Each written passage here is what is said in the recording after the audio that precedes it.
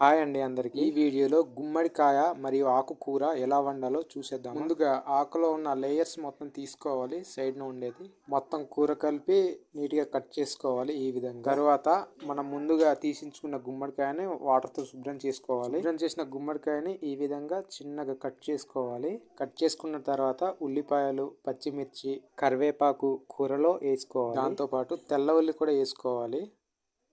తెల్ల ఉల్లి వేసిన తర్వాత ఒక పాత్రలో నీట్గా శుభ్రంగా అలా వేసుకోవాలి.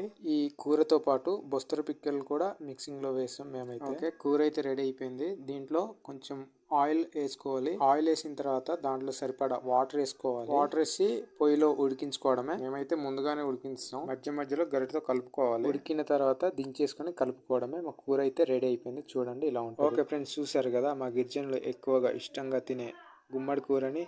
నచ్చితే లైక్ చేసి సబ్స్క్రైబ్ చేసుకోవడం మాత్రం